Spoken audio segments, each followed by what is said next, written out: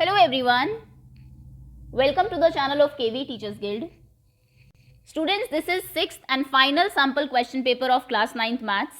संगठन के हमारे 6 सैम्पल क्वेश्चन पेपर है and this is the last one. हर एक सैम्पल पेपर में 50 क्वेश्चंस हैं, तो कहने का मतलब है ऑलमोस्ट 300 क्वेश्चंस हम लोग इस क्वेश्चन पेपर डिस्कशन की सीरीज में कवर कर चुके हैं. सो डेफिनेटली अभी आप एग्जाम के लिए वेल प्रिपेयर्ड होंगे. किस तरीके से क्वेश्चन को घुमा के पूछा जा सकता है, कौन कौन से कॉन्सेप्ट्स हैं सभी चैप्टर में, अच्छे से आप सभी को समझ में आ गया होगा. इसके अलावा एक रीजन का क्वेश्चन पेपर भी है मेरे पास, केवीएस का ही. अगर टाइम मिलता है तो वो भी मैं आपको एक बार दिखा दूंगी, जिससे कि आप जाते जाते एक बार और अच्छे से प्रैक्टिस कर ले. चलिए अभी इस सैम्पल पेपर को देखते हैं.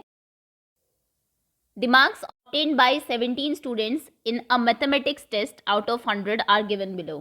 ये आपको मार्क्स दिए हुए हैं, आउट ऑफ 100 कितने आए हैं. Find the range of the data. Data की रेंज होती है highest value minus lowest value. सो हाईएस्ट वैल्यू क्या है इसमें, 100 में से 100 मार्क्स आए हैं 2 बच्चों के, और सबसे कम मार्क्स कितने हैं 46. सो 100 में से 46 आप माइनस करेंगे 4, 9 माइनस 5, 9 माइनस 4 इज़ 5, 54. तो इसकी जो रेंज है वो 54 है. Next is 3 to the power 3 whole to the power 2 equals to 9 to the power x. then what is the value of 5 to the power x. 5 की पावर x तो हम निकाल ही देंगे, पहले x की वैल्यू फाइंड करते हैं यहाँ से. तो 3 की पावर 3 की पावर 2, पावर की पावर क्या होती है, आपस में मल्टीप्लाई हो जाती है. तो यहाँ पर 3 की पावर कितनी हो जाएगी, ये 3 2s are 6, यानी कि 3 की power 6 equals to 9 to the power x. 9 को आप क्या लिख सकते हैं, 3 का स्क्वायर, 3 का स्क्वायर और पावर x, पावर की पावर फिर से मल्टीप्लाई होगी तो ये 2x हो जाएगा. 3 to the power 6 equals to 3 to the power 2x. जब ऐसा होता है बेस सेम हो तो पावर्स को हम लोग इक्वेट करते हैं. तो कहने का मतलब है 6 इक्वल टू 2x होगा. तो x कितना हो जाएगा, 6/2 यानी कि 3. x equals to 3. तो 5 टू द पावर x यानी कि 5 की power 3. 5 5s are 25, 25 5s are 125. तो इसका आंसर 125 होगा. Option D is correct. Next question is if p this point and p dash this point represent same point then the ordinate of p is. okay, ये दोनों जो numbers हैं वो same point को represent कर रहे हैं, यानी कि ये x कोऑर्डिनेट इसके इक्वल है, this is equals to this. तो इक्वेट कर दीजिए, आई थिंक एक से ही सॉल्व हो जाएगा ये. 2x माइनस 3 इक्वल है x प्लस 2 के. x को इधर ले आइए, 3 को उधर ले जाइए. So this is 2x minus x equal to 2 plus 3, यानी कि x इक्वल टू 5. x आपको 5 मिल गया. उसने कहा है ऑर्डिनेट बताइए कितना है p का. ऑर्डिनेट यानी कि y कोऑर्डिनेट, ये आप ध्यान रखेंगे. एब्सिसा और ordinate generally exam question paper में यूज़ किए जाते हैं x कोऑर्डिनेट या y कोऑर्डिनेट की जगह. सो ऑर्डिनेट है आपका x प्लस 2, क्योंकि x 5 है. सो ये 5 प्लस 2 हो जाएगा. 5 प्लस 2 यानी कि 7. So again D option is correct. In the given figure angle a this is equals to 3x plus 2. b ये है x minus 3 and ACD is 127. तो x बताइए कि कितना है. इस क्वेश्चन में आप एक्सटीरियर एंगल प्रॉपर्टी भी लगा सकते हैं. ट्रायंगल में होता क्या है, जब आप एक साइड को एक्सटेंड करते हैं तो ये जो एक्सटीरियर एंगल है ये बाकी दो के सम के इक्वल होता है. ये लेकिन फिर से वही है, जनरली हमें याद नहीं आती है एग्जाम में, क्योंकि लीनियर ये जो लीनियर पेयर वाला कॉन्सेप्ट है ये हम जनरली यूज़ करते हैं. तो हम क्या करेंगे, पहले ये वाला एंगल निकाल लीजिए. ये दोनों लीनियर पेयर्स हैं, तो ये अंदर वाला एंगल कितना होगा, 180 minus 127, 3. This is 7, 7 minus 2 is 5. तो ये हो जाएगा 53. अब आपको इस ट्रायंगल के तीनों एंगल्स पता है. ये है 3x माइनस 2, x माइनस 3, 53. यहाँ पर ASP लगा दीजिए, एंगल सम प्रॉपर्टी. वो क्या कहती है कि ट्रायंगल के तीनों एंगल्स का सम हमेशा 180 होता है. So plus 53 equals to 180. 3x plus x is 4x.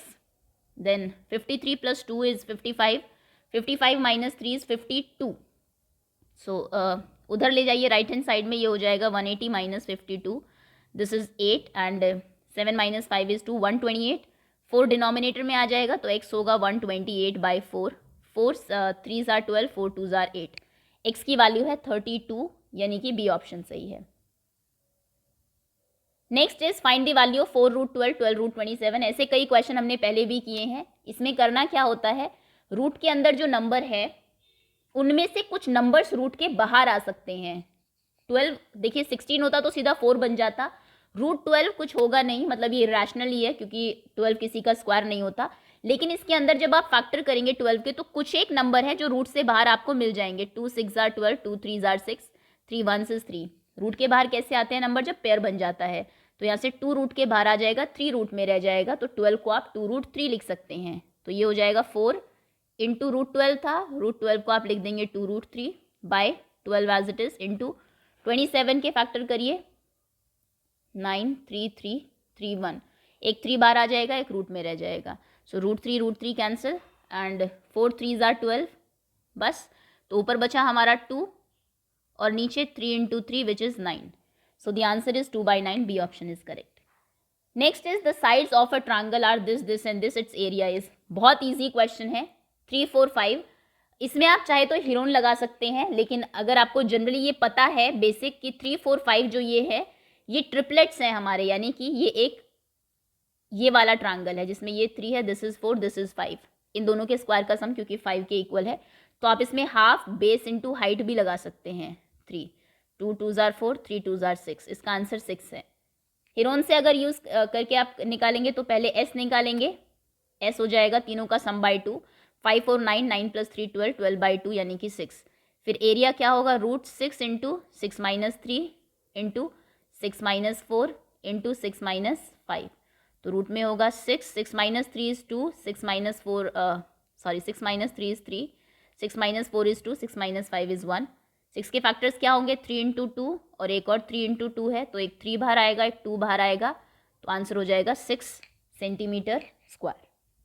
Next is the class mark of a frequency distribution are 50, 20, 25 and 30 and so on. The class corresponding to class mark 20. Class mark mid वाली होती है हमारे numbers की। Okay जैसे अगर मैं कहूँ आपसे 10 to 20, इसका क्लास मार्क कितना है? इसका क्लास मार्क 15 है। वो नंबर जो बिल्कुल इसके मिडल में हो, बिल्कुल बीच में हो। ऐसे 20 to 30 का कितना होगा? 25 होगा। ओके यहाँ से देखने वाली चीज़ एक और है कि यहाँ पर जो आपको क्लास मार्क्स दिए हैं 15 to 20, 20 to 25, इनके बीच में 5 का गैप है। तो एक चीज़ हमें पता लगती है, जो आपकी फ्रीक्वेंसी डिस्ट्रीब्यूशन है उनमें भी 5 का ही गैप होगा। जैसे यहाँ पर आप देखिए 15 25 कितने का गैप है? 10 का, और देखिए नंबर्स के बीच में भी 10 का ही गैप है। तो सबसे पहले तो गैप 5 होना चाहिए और मिड वैल्यू 20 होनी चाहिए। तो चेक करिए 1 by 1 जो ऑप्शंस हैं। ये तो पहले ही कैंसिल हो गया क्योंकि हमें पता है 12.5 और 17.5 के बीच में कहीं भी 20 तो नहीं आने वाला। 20 ऑब्वियसली 17 से भी बड़ा होता है, इसीलिए बचते हैं ये ऑप्शन दिस। अच्छा ये क्यों नेग्लेक्ट हम करेंगे? 18.5 और 21.5 के बीच में गैप देखिए, 18 19 20 21, सिर्फ 3 का गैप है। और गैप कितना होना चाहिए? 5 का तो कम से कम होना चाहिए। इसे भी छोड़िए, यहाँ पे तो 1 का ही गैप है, इसे भी छोड़िए। ऑप्शन बी ही सही होगा बिकॉज गैप भी 5 का है 17.5 22.5 में। और मिड वैल्यू भी अगर आप देख लीजिए, इन्हें ऐड करके हाफ करना होता है। 0 7 8 9 10 0 कैरी 1, दिस इज 4 40.0 यानी कि 40, और इसका हाफ 20 ही होगा, यानी कि इनका क्लास मार्क भी 20 है। क्योंकि मल्टीपल चॉइस क्वेश्चंस आएंगे एग्जाम में, तो कई बार आप क्वेश्चन को पूरा सॉल्व करने से अच्छा है ऑप्शन से भी क्रॉस चेक कर सकते हैं, वहाँ पे टाइम आपका बच जाता है। Next question is if triangle ABC is congruent to triangle PQR by ASA congruence criteria, then the missing condition is। ये ट्रायंगल इसके कॉन्ग्रुएंट है, यहाँ पर पिक्चर में आपको दिखाई दे रहा है, ये एंगल इसके इक्वल है, ये साइड इसके इक्वल है। क्राइटेरिया है ASA। ASA का मतलब होता है एंगल, साइड और दूसरा एंगल, मतलब कि दूसरा एंगल हमारा Q और B इक्वल होना चाहिए था। सो मिसिंग क्राइटेरिया है B equals to Q। Next is if 3,4 lies on this graph then what is the value of a. जब भी कभी पॉइंट दिए हो ग्राफ के ऊपर हो तो x और y की वैल्यू ये पुट कर दीजिए जो आपको यहाँ पर ब्रैकेट में दी है। सो x कोऑर्डिनेट कितना है आपका 3 और y कितना है 4, तो यहाँ पर x की जगह आप रखेंगे 3 माइनस a, y की जगह रखेंगे 4 plus 3 equal to 0। 4 3s are 12 minus 4a plus 3 equals to 0।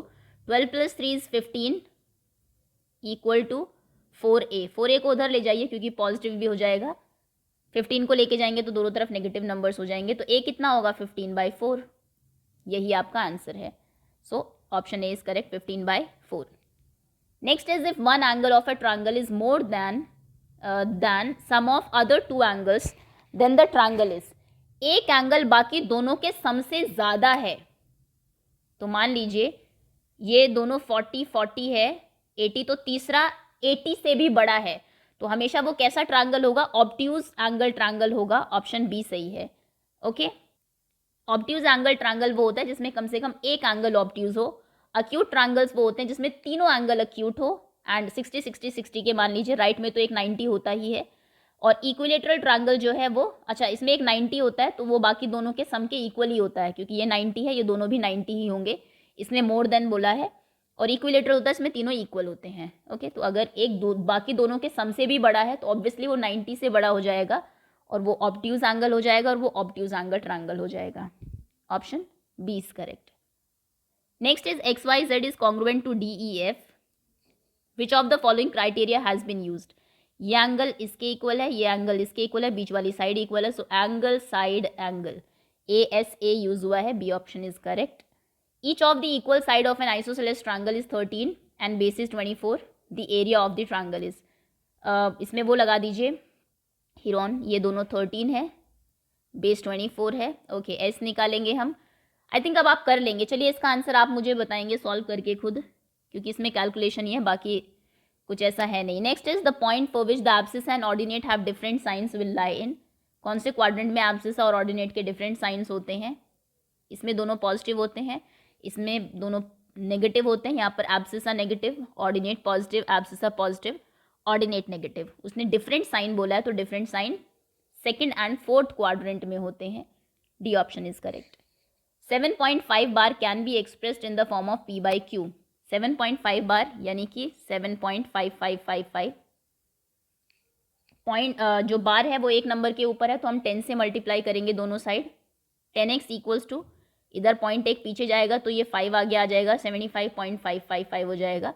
अब माइनस करिए, 10x minus x is 9x, and decimal के बाद तो दोनों चीज़ें इक्वल है, कैंसिल आउट हो जाएंगी। 75 minus 7 is 68, so x is 68/9। एक सेकेंड रुकिए, 15 माइनस 7 इज 8, 68/9 ही है, डी ऑप्शन करेक्ट है। नन ऑफ दीज, इनमें से कोई सही नहीं है। अगला क्वेश्चन है square root 7 minus √6/√7 plus √6। Rationalise कर दीजिए, स्क्वायर रूट के अंदर ही इसको रूट रहने दीजिए। मल्टीप्लाई किससे करेंगे हम, नीचे वाले के ऑपोजिट साइन से करते हैं, √7 माइनस √6 बाय √7 माइनस √6। ऊपर कितना हो जाएगा, √7 माइनस √6 का होल स्क्वायर, क्योंकि दोनों नंबर दो बार मल्टीप्लाई हो रहे हैं। नीचे √7 का स्क्वायर माइनस √6 का स्क्वायर। अच्छा, अब आप जानते हैं स्क्वायर और रूट्स आपस में कैंसिल हो जाते हैं, तो ये कैंसिल हो जाएंगे। ऊपर क्या बचेगा, √7 माइनस √6, और नीचे क्या होगा, 7 का स्क्वायर 7, √6 का स्क्वायर 6, 7 माइनस 6 1 होता है, और 1 का फर्दर रूट 1 ही होगा। डिनोमिनेटर में 1 हम रखते नहीं हैं तो इसको आप नेग्लेक्ट कर सकते हैं। This is the answer, √7 minus √6। Next question is if AB equal to AC, एक ट्रायंगल है ABC, ABC, AB equal to AC, ये इक्वल है, ये एंगल 50 है, तो बताइए ये एंगल कितना होगा। ट्रायंगल में जो आपकी इक्वल साइड्स होती हैं उनके ऑपोजिट एंगल्स भी इक्वल होते हैं, तो कहने का मतलब है एंगल B और C इक्वल होंगे। तो इन दोनों को मान लीजिए हमने x ले लिया, अब 50 प्लस x, तीनों एंगल का सम कितना होगा,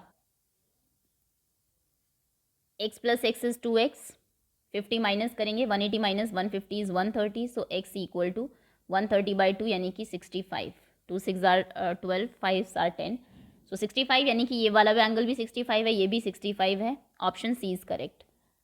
अ point lie in third quadrant, its distance from both x and y is 4 unit. तो पॉइंट क्या है, थर्ड क्वाड्रेंट में अगर है तो यानी कि बोथ नेगेटिव, दोनों नेगेटिव है, क्योंकि x से भी 4 की डिस्टेंस पर है, y से भी 4 की डिस्टेंस पर है, तो पॉइंट -4, -4 होगा, D option is correct. Coordinate geometry के तो 3-4 कॉन्सेप्ट्स हैं, उनको आप रट लीजिए बिल्कुल, इस चैप्टर में तो कोई भी मार्क्स कटने नहीं चाहिए। Next is which of the following is correct, कौन सा इनमें से सही है। कौन से दो ट्रायंगल्स कॉन्ग्रुएंट है, तो देखिए AB जो है वो इक्वल होना चाहिए PQ के या QP के। सो AB, ये तो RQ के इक्वल है, ये तो रॉन्ग हो गया। AB यहाँ पर भी RQ के इक्वल है, रॉन्ग। AB PQ के इक्वल है, एक सही है। BC इक्वल होना चाहिए PR के, BC QR के इक्वल है, तो ये भी गलत हो गया यहाँ पर। None of these, option D is correct. हमेशा जब भी आप कॉन्ग्रुएंट ट्रायंगल्स लिखते हैं तो 1-to-1 कॉरेस्पॉन्डेंस का रूल इसमें चलता है। अगर AB क्यू पी के इक्वल है, तो जहाँ ए बी है फर्स्ट और सेकंड, यहाँ पी क्यू या क्यू पी ही होने चाहिए। ओके, सो डी है। जनरली हमें लगता है कि नन ऑफ दीज तो हो ही नहीं सकता, इसलिए कई बार हम वैसे भी लगा देते हैं कि चलिए सी में एक तो है तो सी लगा देते हैं। ऐसा कुछ नहीं है, जनरली क्वेश्चन में अगर नन ऑफ दीज दिया है तो डी ऑप्शन भी सही हो जाता है। Okay, next, the perimeter of an equilateral triangle is 30, it's area is. पहले तो पेरीमीटर है तो साइड निकाल लीजिए, इक्विलेटरल ट्रायंगल है, तीनों साइड बराबर होगी, एरिया 30 है तो तीनों साइड 10 10 10 होगी। ओके, एरिया क्या होता है, एरिया का फॉर्मूला, इक्विलेटरल ट्रायंगल का एरिया होता है √3/4 इंटू साइड स्क्वायर, तो ये हो जाएगा √3/4। साइड क्योंकि 10 है, ये पेरीमीटर 30 है, पेरीमीटर 30 है तो तीनों साइड 10 10 10 की होगी। So side square is 10 into 10, 2 2 जार 4, 5 जार 10, 2 5 जार 10, 5 5 जार 25, 25 √3 centimetre square. C option is correct. Next is in a frequency distribution the mid value of the class is 10 and its width is 6, तो lower limit of the class क्या है, 6 की width है, mid value 10 है, mid value अगर 10 है तो 3 इधर होंगे, 3 इधर जो नंबर्स हैं वो 7 to 13 होगा। 7 to 13 वो नंबर है जिनके बीच में 6 का गैप भी है। देखिए 6 का गैप है, मिड वैल्यू आपको दी है तो ऑब्वियसली इधर वाला नंबर भी उससे 3 दूर होगा, इधर वाला भी 3 दूर होगा। अगर विड्थ 8 की होती तो 4 4 दूर होते, विड्थ 10 की होती तो 5 5 दूर होते, है ना। जैसे हम बात करें अगर 10 to 20 की, इनका गैप कितना है, 10 का गैप है, तो इनके बीच में जो नंबर है 15 वो इससे भी 5 दूर होता है, इससे भी 5 दूर होता है, 5 नंबर्स का गैप होता है मतलब उनके बीच में। सो इस तरीके से आप देख सकते हैं मिड वैल्यू अगर 10 है तो 7, उससे 3 छोटा और उससे 3 बड़ा, 13। 7 to 13 हमारा क्लास है, उसने पूछा था क्लास की लोअर लिमिट क्या है, लोअर लिमिट 7 है, अपर लिमिट 13 है। ये था आपका पार्ट 1 जिसमें कि आपको आउट ऑफ 20 से 16 क्वेश्चन अटेम्प्ट करने थे। ये क्वेश्चन बहुत रिपीटेटिव है, आपको आता होगा, सो 1-to-1 कॉरेस्पॉन्डेंस वाला भी ईजी है। इन क्वेश्चन को आप अवॉइड कर सकते हैं एग्जाम में, जो आपके रैशनलाइजेशन वाले होते हैं, क्योंकि ये क्वेश्चन अक्सर थोड़े से लेंदी जाते हैं। ये भी इजी ही है, बाकी क्वाड्रेंट्स वाले भी आसानी रहते हैं, आई थिंक आसान ही हैं सभी। अगर छोड़ने आपको हो तो क्वेश्चन आप वो लीव करेंगे जिसमें आप ज़्यादा कॉन्फिडेंट ना हो कि आंसर्स हमारे रॉन्ग भी हो सकते हैं। ओके, खैर चलिए आगे आते हैं। Section B, again out of 2016 ही आपको अटेम्प्ट करने हैं। The sides of triangle are in this ratio, perimeter 5 10 है, ग्रेटेस्ट साइड कितनी है। जब भी कोई चीज़ें रेशो में आपको दी रहती है 25:14:12, तो एक को हम लेंगे 25x, दूसरी साइड को लेंगे 14x और तीसरी को लेंगे 12x। अब क्योंकि पेरीमीटर 5 10 है तो ऑब्वियसली तीनों का सम 510 होगा। 5 4 9 + 2 11, 1 कैरी, 2 + 1 is 3 + 4 1 is 5, 51x तीनों का सम हो गया, दिस इज 510। तो x कितना होगा 510/51 यानी कि 10। x की वैल्यू 10 है तो साइड कितनी हो जाएगी 250, 140 एंड 120, मल्टीप्लाई कर देंगे 10 से। क्वेश्चन में कहा था ग्रेटेस्ट साइड बताइए, तो ग्रेटेस्ट साइड 25 × 10 यानी कि 250 सेंटीमीटर होगी। C option is correct. Next question is 6/13 अगर ये 3/13 अगर ये है तो 6/13 बताइए कितना है। आपकी बुक में क्वेश्चन है ऐसा है, 1/7 की वैल्यू दी है और 2/7 3/7 की पूछी हुई है, फर्स्ट चैप्टर की बात है। सो अगर 3/13 इतना है तो ये एक्चुअली में 6/13 डबल हो गया है, तो इसका भी डबल हो जाएगा, 2 3 0 7 6 9, इसका डबल कितना होगा 9 2 जार 18, 1 कैरी 6 2 जार 12 13, 7 2 जार 14, 3 2 जार 6, 2 2 जार 4। आंसर होगा 0.461438, 5 होगा, ये 1 कैरी भी तो था। सो ऑप्शन आपका सी सही है। Next is can not be determine नहीं होगा, ऑब्वियसली आप डिटरमाइन कर सकते हैं। यहाँ पर अगर 3 2 जार 6 9 होता तो ये इसका 3 टाइम्स है नंबर। देखिए 3/13 को 3 से मल्टीप्लाई करने पर ही तो 9/13 होगा, तो अगर इसका 3 टाइम्स है तो आंसर का भी 3 टाइम्स होगा। अगला क्वेश्चन है, for the given figure A B is perpendicular to B C, A B equals to A C, perpendicular तो हमें दिख रहे हैं, ये यहाँ पर है। Then triangle A B D and A D C can be proved to be congruent using which of the following criteria. किस क्राइटेरिया से आप इनको कॉन्ग्रुएंट कर सकते हैं। ये साइड्स इक्वल है, ये 90 डिग्री है, ये कॉमन है दोनों में, इस ट्रायंगल में इस ट्रायंगल में, तो ये दोनों कॉन्ग्रुएंट होंगे आर एच एस से। आर एच एस का मतलब होता है एक राइट एंगल, ये देखिए ये राइट एंगल्स हैं दोनों में। हाइपोटेनियस, ये हाइपोटेनियस है 90 के सामने वाली साइड, और ये साइड है एक। इसमें ज़्यादातर बच्चे साइड साइड एंगल लिख देते हैं। पहली बात तो एस एस से कोई क्राइटेरिया होता ही नहीं, या फिर आप एस ए एस लिख देंगे, दो साइड और एक एंगल, लेकिन इसमें हमेशा बीच वाला एंगल होता है। जनरली जब एंगल आपका 90 हो तो आर एच एस का क्राइटेरिया होता है वहाँ पर। सो सी ऑप्शन इसमें सही है आपका। नेक्स्ट इज रैशनलाइज करिए, इसका रैशनलाइजिंग फैक्टर क्या होगा। एनसीईआरटी में तो जो रैशनलाइजेशन के कॉन्सेप्ट है वो एक्चुअली दो नंबर्स वाले ही हैं, आपको ये दो मिलेंगे या फिर ये दो मिलेंगे, और हम ये कहते हैं हमेशा इसका ऑपोजिट साइन करके उसका रैशनलाइजिंग फैक्टर होता है। रैशनलाइजिंग फैक्टर यानी कि वो नंबर जिससे आप इसे मल्टीप्लाई करते हैं रैशनलाइज करने के लिए।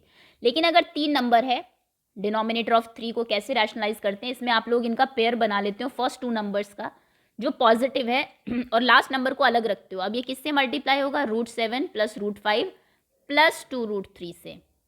रैशनलाइजेशन का रूल वही है, पहला नंबर एज इट इज और बीच वाला साइन के ऑपोजिट से मल्टीप्लाई होता है, और इसको डबल रैशनलाइज करना पड़ता है एक्चुअली। तो उसने रैशनलाइज करने को तो बोला ही नहीं है, उतना डिटेल में हमें नहीं जाना, बस ये पता होना चाहिए इसका rationalising factor option A correct होगा। इसमें हम इसको एज 1 यूनिट ले लेते हैं और एक ये, और वही बीच वाले साइन के उल्टे से मल्टीप्लाई करके। Next is in the class interval 10 to 20, 20 to 30 the number 20 is included in.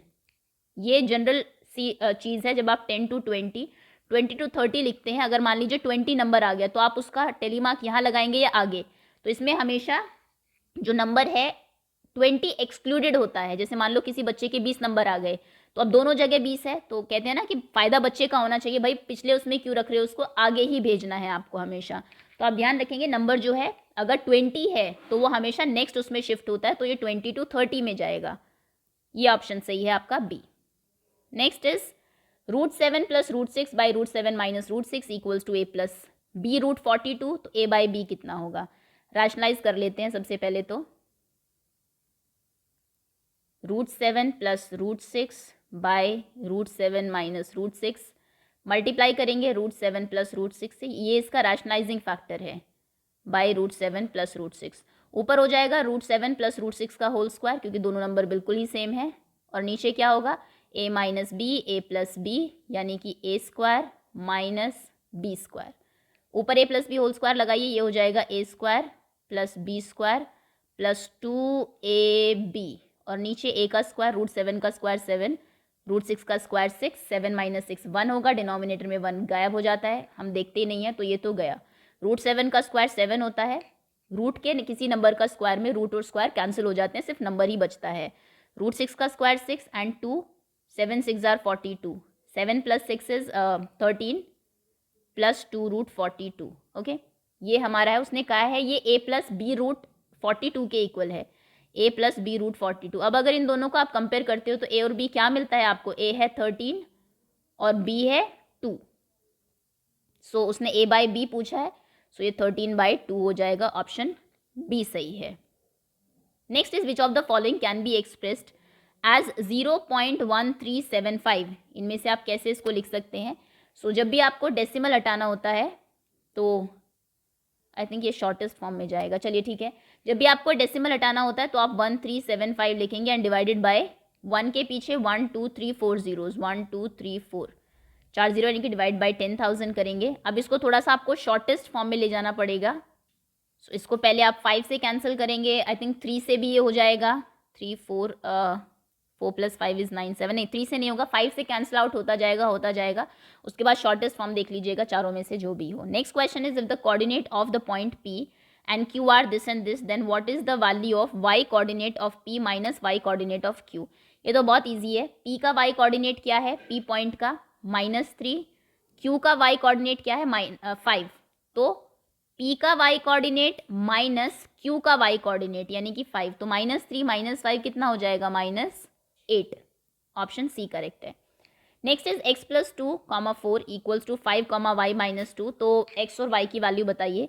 जब भी कोऑर्डिनेट्स आपके इक्वल होते हैं, जैसे ये पूरा इसके इक्वल है, तो कॉरेस्पॉन्डिंगली x कोऑर्डिनेट x के इक्वल होता है, y कोऑर्डिनेट y कोऑर्डिनेट के इक्वल होता है। तो कहने का मतलब है x + 2 5 के इक्वल होगा और 4 जो है वो y - 2 के इक्वल होगा। तो x और y यहाँ से निकल जाएंगे, x हो जाएगा 5 - 2 यानी कि 3, और y हो जाएगा 2 को इधर ले आइए, 4 + 2 6, y = 6, x3 y 6, option C is correct.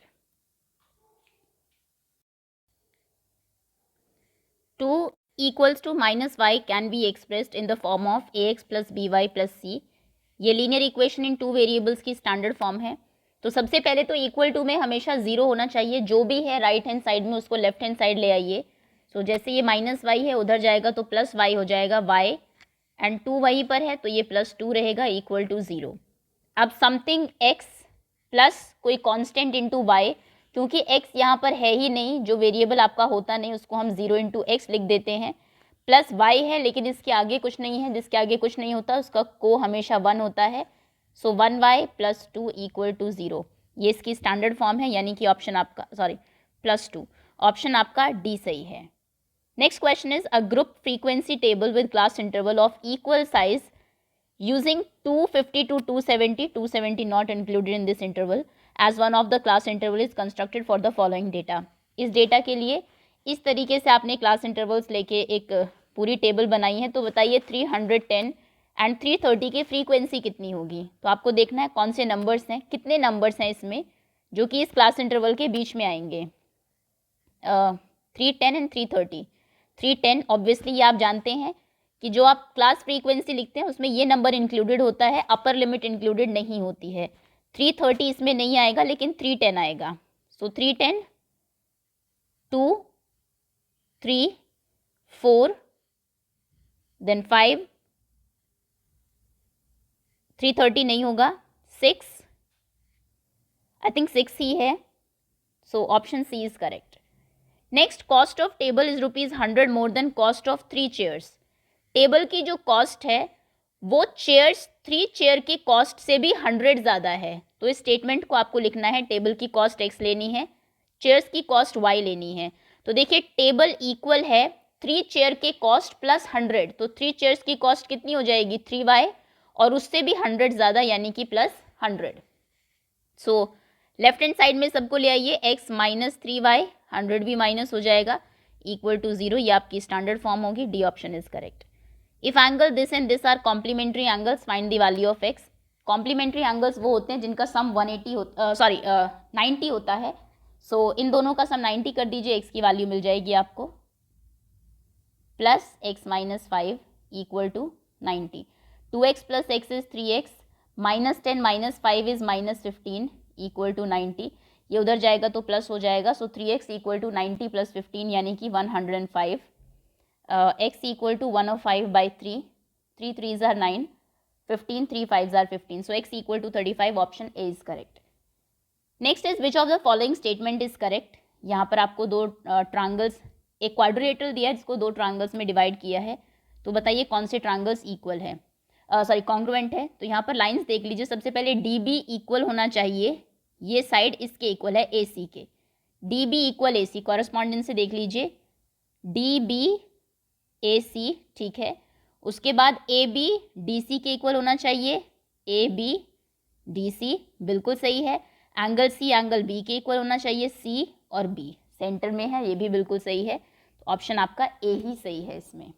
Next is एक सेकेंड, ऑप्शन ए सही है लेकिन रीजन गलत है। यहाँ पर एस एस एस उसने लिख दिया है, जबकि एस एस एस रीजन नहीं है, इसका आर एच एस रीजन है, right angle hypotenuse and one side. So ये रीजन गलत है, इस वजह से इन दोनों को हटा दीजिए, सिर्फ इसको चेक कर लेते हैं, ये सही है तो ठीक है, अदरवाइज नन ऑफ दीज होगा। ए बी इक्वल होना चाहिए डी सी के, सो ए बी डी सी सही है। B D A C, B D A C ये भी सही है first last. And angle C angle B, angle C middle में एंगल बी मिडिल में, यानी कि बी ऑप्शन इसमें सही होगा। Okay next, the supplement of an angle is 1/3 of itself, find the measure of the angle. एक angle का supplement उसका 1/3 है, यानी कि एंगल जो है वो खुद के सप्लीमेंट का 3 टाइम्स है।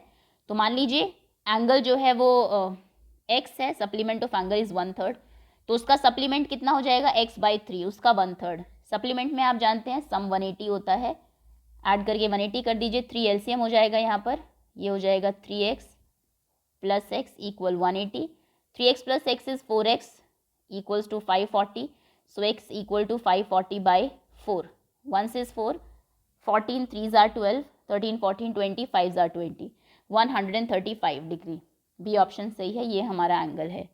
नेक्स्ट इज क्लास मार्क क्या होगा 120 to 150 का। क्लास मार्क होता है इनके मिड वैल्यू, 120 और 150 के बीच में कौन सा नंबर है।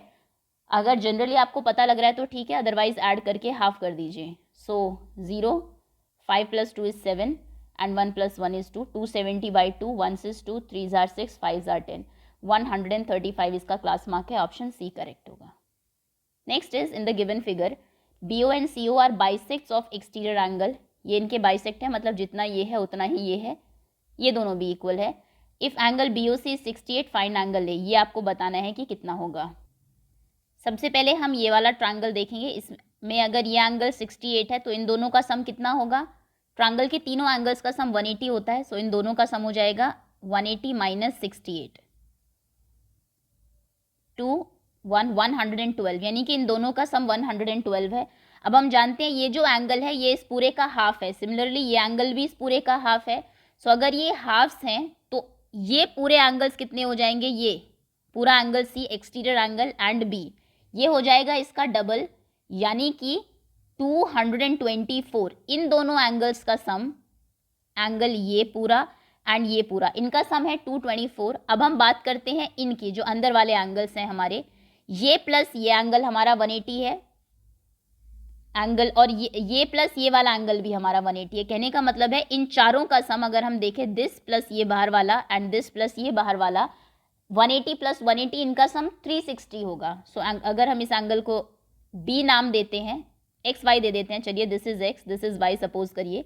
सो X + Y प्लस ये जो एक्सटीरियर एंगल है, इस पॉइंट का नाम नहीं है, जो भी है, exterior B and exterior C, इनका सम, एक्सटीरियर B का exterior angle and exterior C का सम इक्वल है 180 180 यानी कि 360 डिग्री के, बिकॉज 180 यहाँ पर एक है ये और 180 यहाँ पर एक है। ओके, अब इन दोनों का सम हमें पता है, एक्सटीरियर B और एक्सटीरियर C, इनका सम था हमारा 224, तो इनकी जगह हम 224 लिखेंगे, यानी कि x + y + 224 = 360।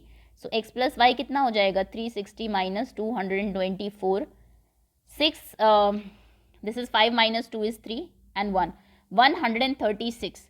अब हमें ये पता लगा कि x और y इन दोनों का सम 136 है।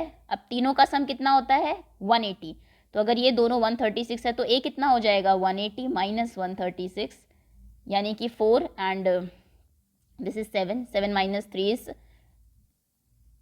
4 अगेन, सो 44 डिग्री, ऑप्शन ए आपका करेक्ट है। कैसे किया हमने, ये 68 है अगर, तो इन दोनों का सम 112 हुआ, ये दोनों का सम 112 है, तो ये डबल हो गया इनका, यानी कि इन दोनों का सम 224 हुआ। ये प्लस ये प्लस ये प्लस ये, इन दोनों का सम 180 है, तो यहाँ से हमें ये और ये मिल गया। उसके बाद ASP से हमने एंगल A निकाल दिया। Next is decimal representation of a rational number can not be. 10th class में बोर्ड का क्वेश्चन है ये, अभी जो बोर्ड के एग्जाम हुए हैं, आपको ऑप्शंस दिए हुए थे और पूछा हुआ था कौन सा इनमें से इरेशनल नंबर है।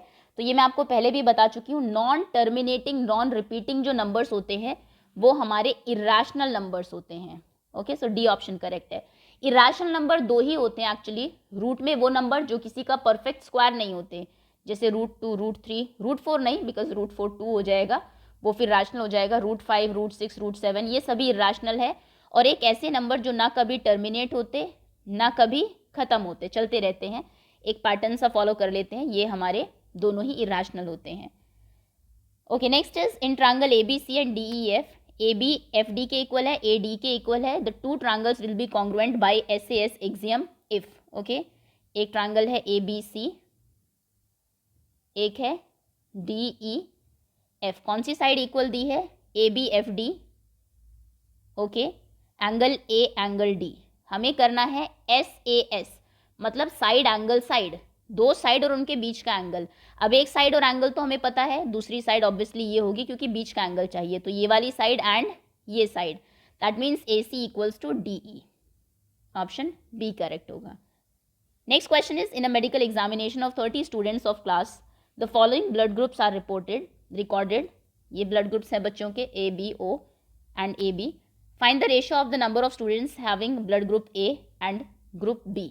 A कितने बच्चों का है, 1 2 3 4 5 6 7 8 9, 9 स्टूडेंट्स का A है। O कितने स्टूडेंट्स का है, 1 2 3 4 5 6, 7, 8, 9, 10, 11, 12. सो 9/12 रेशो में हमेशा हम शॉर्टेस्ट फॉर्म में लिखते हैं. 3 3s are 9, 4s are 12. Answer is 3:4. So option B is correct. Now section C. Case studies हैं. आप 10 इसमें दिए हुए हैं. टोटल आपको 8 क्वेश्चन अटेम्प्ट करने हैं. Case study 1. Two lines are parallel to each other if the distance between these two lines always remain constant throughout and they never meet. ये तो पैरेलल लाइन की डेफिनेशन ही है. दो lines ऐसी जिनको आप कितना भी एक्सटेंड कर ले कभी मिलती नहीं है, वो पैरेलल लाइन्स होती हैं. There are various examples of parallel lines that we see in our daily life like railway line, 2 steps of ladder, opposite sides of a table etcetera. जैसे कि रेलवे लाइन आपने देखी होगी, कभी मिलती नहीं है. सिमिलरली जो लैडर है, आपकी सीढ़ी जो होती है, उसके जो 2 साइड्स हैं ये भी कभी मिलती नहीं है. इनफैक्ट ये सभी भी पैरेलल होते हैं एक दूसरे के. सिमिलरली टेबल के जो 2 ऑपोजिट आपकी साइड्स होती हैं. A line which cuts a pair of parallel lines is called transversal. ये ट्रांसवर्सल होती है आपकी. ओके, ये बेसिक चीज़ें हमें पता है. क्वेश्चन देखते हैं क्या है. विच among the following is not a pair of corresponding angles. सबसे पहले कॉरस्पॉन्डिंग एंगल्स होते क्या है. सिंपल, जो पोजीशन ऊपर वाली लाइन पे जिस एंगल की है. कहने का मतलब है, अगर हम 6 की बात करें, ये एक तरीके से एक बिल्डिंग टाइप में ले लीजिए और ये घर है. मान लो ये वाला जो घर है ये कहाँ पर है, ये इस लाइन के ऊपर लेफ्ट साइड में है. तो नीचे वाली लाइन में ऊपर लेफ्ट साइड में कौन सा घर है, नंबर 4. तो जो जैसा 6 होगा वैसा ही यहाँ पर 4 होगा. तो ये इक्वल होते हैं कॉरस्पॉन्डिंग एंगल्स. तो 6 4 कॉरस्पॉन्डिंग है. सिमिलरली 5 1 कॉरस्पॉन्डिंग है. सिमिलरली 2 8, नीचे वाला राइट 3 और नीचे वाला राइट 7. 3 और 7 ये कॉरस्पॉन्डिंग एंगल्स हैं. तो कौन से नहीं है, 2 और 8 है. 6 4 भी है. 1 2 नहीं है ऑब्वियसली. 1 और 2 ये वाले जो एंगल्स हैं ये Z बना रहे हैं, इन्हें हम ऑल्टरनेट एंगल्स बोलते हैं. सो बी वाले कॉरस्पॉन्डिंग नहीं है. B option is correct. अगर एंगल 565 है तो एंगल 8 बताइए. Measure of angle 8. 5 दिया है, 65, 8 पूछा है. Okay, this is 65 degree. Angle 8 कौन सा है, ये वाला बताना है. एक कॉर्नर वाला दिया, इधर वाला पूछा है. देखिए ये 65 है तो ये भी 65 डिग्री होगा कॉरस्पॉन्डिंग एंगल की वजह से. अब यहाँ पर ये 2 लाइन्स कट कर रही है, ये 65 है तो ये 65 होगा. क्यों, वर्टिकली ऑपोजिट एंगल्स. एक वर्टेक्स के ऊपर होते हैं और दोनों एक दूसरे के ऑपोजिट होते हैं. ये भी इक्वल होते हैं. सो एंगल 8 भी 65 ही होगा. A option correct. If 2 parallel lines are intersected by transversal, तो interior angles on the same side of transversal क्या होते हैं. ये जो एंगल्स हैं अंदर वाले सेम साइड ऑफ ट्रांसवर्सल के, ये इक्वल नहीं होते. इनका सम 180 होता है. सम 180 यानी कि ये सप्लीमेंट्री होते हैं. C option is correct. Which among the following statement is true. If 2 lines are intersected by transversal, corresponding angles are equal. बिल्कुल सही है. कॉरस्पॉन्डिंग एंगल्स जो हैं वो इक्वल होते हैं. 2 lines perpendicular to the same line are perpendicular to each other. अगर 2 lines हैं जो सेम लाइन के ऊपर परपेंडिकुलर है तो वो आपस में भी परपेंडिकुलर होगी नहीं, वो आपस में पैरेलल होंगी. सो ये स्टेटमेंट हमारी फॉल्स है. 2 लाइन्स जो पैरेलल है सेम लाइन के, वो आपस में भी पैरेलल होगी. ये भी सही है. Interior angle on the same side of transversal का सम 180 होता है. ये भी सही है. Next is what is the measure of complement of angle of measure x. एक एंगल x डिग्री का है, उसका कॉम्प्लीमेंट कितने डिग्री का होगा. कॉम्प्लीमेंट्स का एंगल 90 डिग्री होता है, तो उसका कॉम्प्लीमेंट होगा 90 minus x degree. Option A correct है.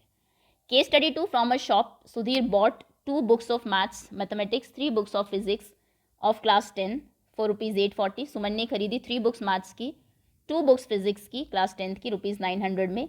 प्राइस ऑब्वियसली सेम होगा x और y. तो बताइए कि सुधीर वाले को सिचुएशन को कैसे आप एल्जेब्रिकली रिप्रेजेंट करेंगे. फिजिक्स मैथ्स की बुक का प्राइस आप x ले लीजिए और फिजिक्स की बुक का प्राइस y ले लीजिए.